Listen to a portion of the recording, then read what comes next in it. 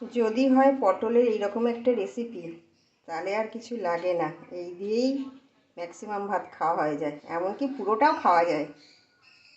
এখন তো বন্ধুরা পটলের সময়, তো পটলের রেসিপি সবার ঘরে ঘরে কিছু না কিছু একটা আছেই। পটল ভাজা, পটল তেল, দই পটল, পটল পোস্ত, পটল দিয়ে আলু দিয়ে মাছের ঝোল, আরও কত কী আছে পটলের, তাই না? পটলের দোরমা কত কী আছে।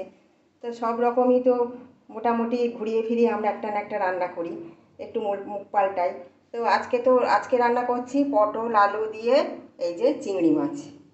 এই যে এর জন্য নিয়েছি এই যে তেজপাতা, জিরে, গরম মশলা ফোড়ন, আর নিয়েছি আদা, পেঁয়াজ, রসুন, আর জিরে, ধনে, টমেটো বাটা, আর একটু টমেটো এমনি কেটে দেব। এই তো, এইবার রান্নাটা শুরু করে দিই, তোমরা দেখতে থাকো। এই দেখো কড়াইতে দিয়ে দিয়েছি সর্ষের তেল, ফার্স্টে আলুগুলো ভেজে নিচ্ছি।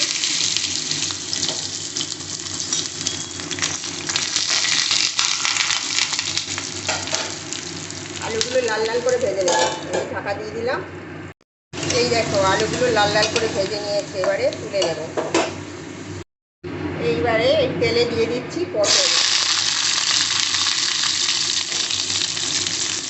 পটলগুলো লাল লাল করে ভেজে নেব।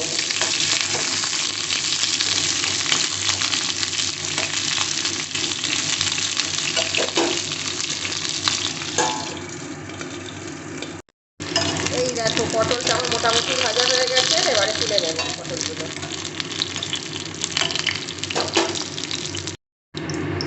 এইবারে এই তেলে দিয়ে দিচ্ছি চিংড়ি মাছ, যেহেতু পটল ভাজার তেল ওই জন্য কালো হয়ে গেছে।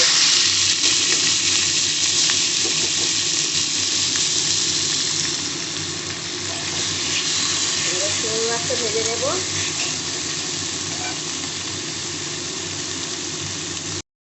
এই দেখো চিংড়ি মাছগুলো হালকা করে ভেজে নিয়েছি, এবার তুলে নেব।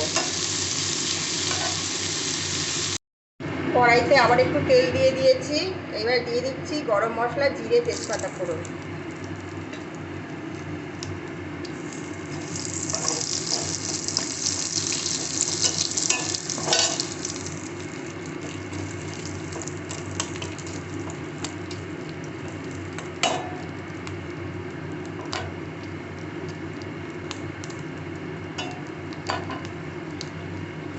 এইবারে এই পেঁয়াজ বাটা, আদা, রসুন, ধনে, জিরে, টমেটো সব একসাথে পেস্ট করা আছে, এটা দিয়ে দেবো।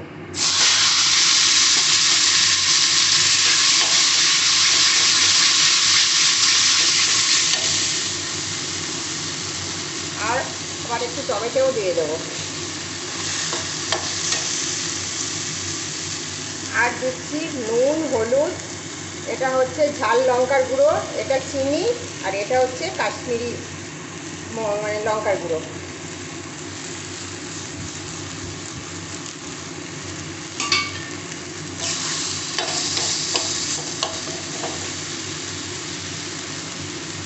এবার একটু ঢাকা দিয়ে দেবো।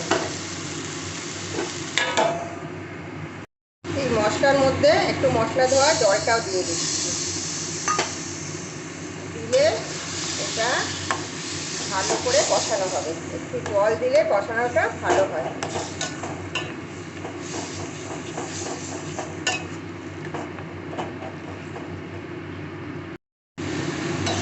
দেখো মশলাটা আমার বেশ কষানো হয়ে এসেছে।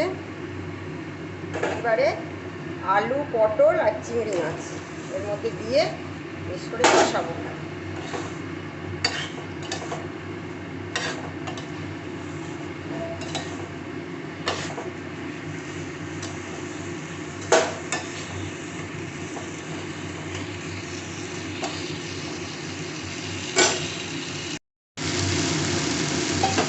এই দেখো কষানো হয়ে গেছে, এইবারে এর মধ্যে জল দিয়ে দেবো।